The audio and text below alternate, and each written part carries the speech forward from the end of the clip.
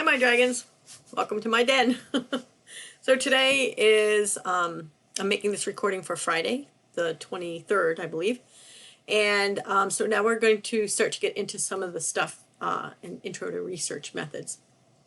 So first of all, you've had time to answer the forum. Thank you very much. There'll be another forum today.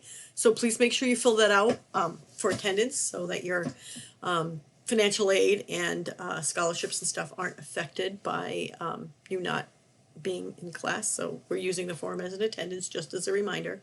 Also, as a reminder, please put your picture in the circle by your name, like it'll say Tiffin University, or you know how Google has that little picture of you. Please put that in there. That's part of your bio grade. Okay, so some of you, when I was reading the forum, a lot of you were saying, well, I'm thinking about, you know, my project and my idea, my topic, what I want to do. And that's great. The sooner you start on that, the better. But I'm just going to give you a couple of ideas about some of the things that we've done at Tiffin University.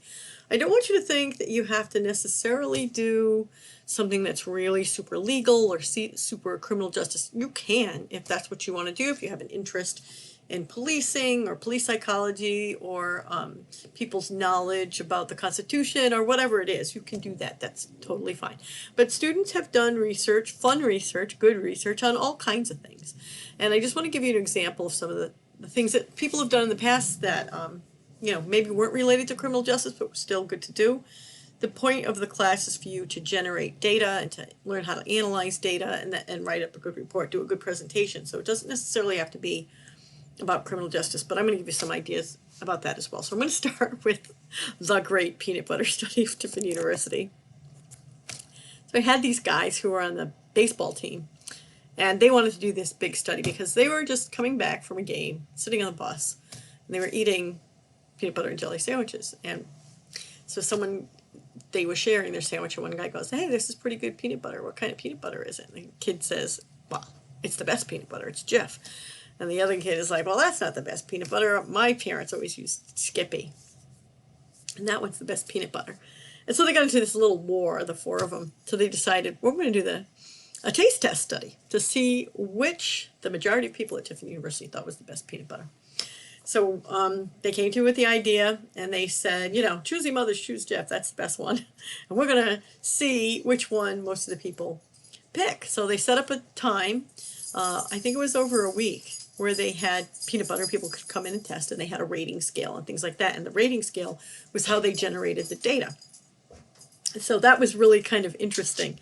So I said, well, let's consider making it a replication, a study that was already done in Japan, actually. So they did a study in Japan with kids, and they wanted to see, because kids in Japan, they're all about, let's eat American food, right? So in Japan, when they say American food, they're thinking McDonald's or Kentucky Fried Chicken or Wendy's, Burger King, things like that. So what they did in Japan was they took hamburger, and it was just a regular hamburger. I think they used, everybody used Wendy's hamburger. But they wrapped it in a different wrapper to see if the kids would think that, you know, one was more favorable than the other, just going by the wrapper, if it overrode what they were tasting, okay? So, and it did. In the study, most of the kids picked McDonald's hamburger significantly more often than they picked any other ones. So I said, let's see, why don't we do something like that at Tiffin University with the peanut butter? And they thought that was a great idea. So what they did was they got different containers of the different kinds of peanut butter, and they emptied them, they washed them all out, and then they filled all of them. So they had all the peanut butters. They had Jif, they had Skippy, Peter Pan, Kroger brand, they had just like all natural, you know, organic brand. They had all of those together, and they filled them all with Kroger brand. And then they gave them to people to see what they thought. And it was amazing. The results of the study was really amazing. Everybody picked, well, the majority of people picked Jif. And they routinely hated the organic one, the all-natural one. Now, mind you, it's still all Kroger brand. But they were like, oh, that organic one is terrible. Even some of the professors were saying, oh, that organic one, it's just terrible. I hate organic. And it was like, even when we told them at the end of the study that it was all Kroger brand. They refused to believe us. We call that belief persistence. Like even in the face of science or logic, they discount it because their belief is so strong. So that was one fun study. Another fun study that was done like 20 years ago was these students had Stockner for class, and Stockner's telling them all about what's legal, what's not, what's illegal, all this other stuff.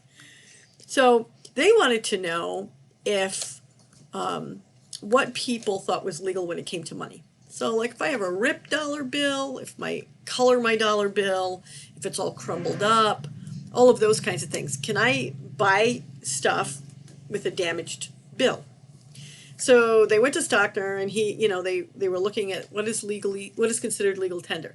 Stamps, for instance. Can you pay with stamps? Because it's legal tender, right?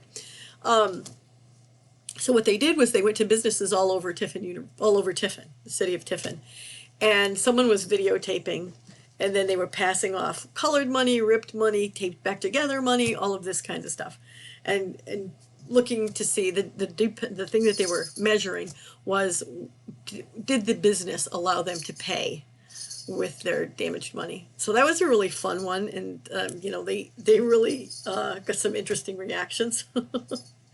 Another one that was done a few years ago, and this one won the most creative study for the research competition, was students were stressed out during, how you're all stressed out during finals and midterm.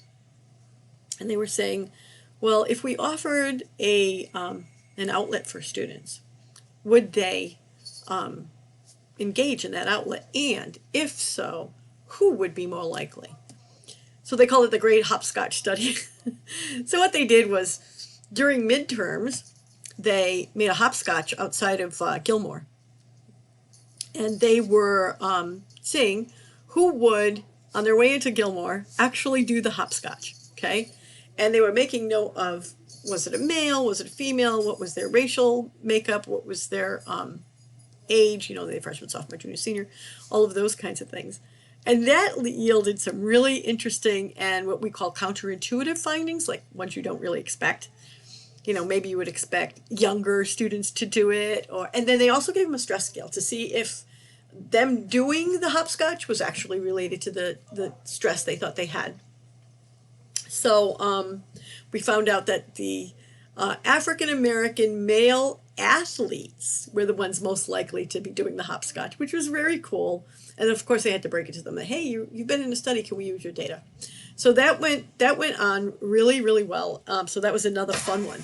Then we had another study that was done on the bathroom study, the hygiene study. So we had a student who is now not a student, and you all know him, so I'm not going to tell you who it was, but you would know who it was.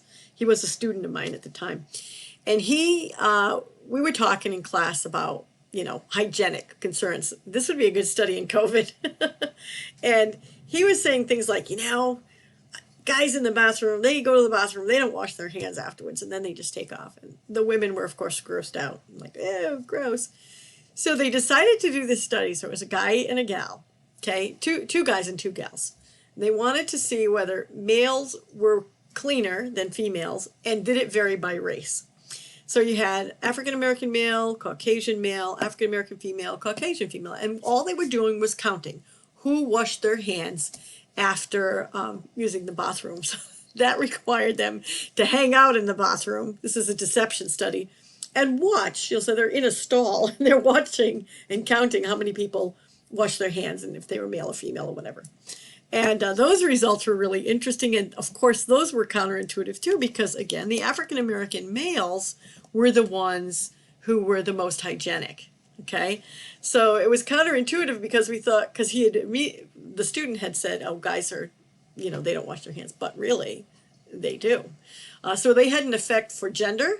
So males or female, but that was based on race. So actually, African Americans, more of them wash their hands and practice good hygiene than Caucasians. So that was really interesting. But then the follow-up was they were watching the students, and they would go from the bathroom to the cafeteria, and they'd be touching things in the cafeteria. So it was like a very eye-opening study. So you can do some fun ones, studies that are out there that, just you want to get creative and you want to see some interesting things that not only are they informative and you can do research and analyze data, but they're also, fun to do. Okay. Oh, we did this one. In Frank's Hall, how they have the bottom floor near Chisholm, and then there's that, second floor that with the little walkway that you can look down into what's going on downstairs near Chisholm in the lobby there. So every now and again you have groups that will rent Chisholm, and, like the Boy Scouts are going to have a presentation in there, or, they're going to have an admissions day or something like that. And that would involve putting out food and snacks and, for the people who have rented the hall. So we noticed that the people who were renting the hall and paying for the food, like coffee, juice, milk, whatever, other people would come by and they would they would take the food.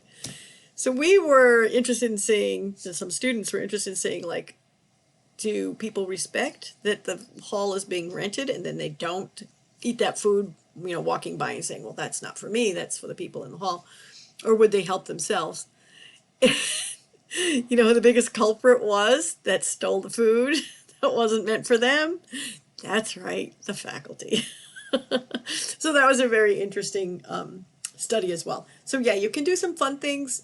Basically, we're looking at a way to analyze data. Now, if you're interested in doing questionnaires and you want to know, for instance, what score do people get on knowledge of knowing your rights, okay?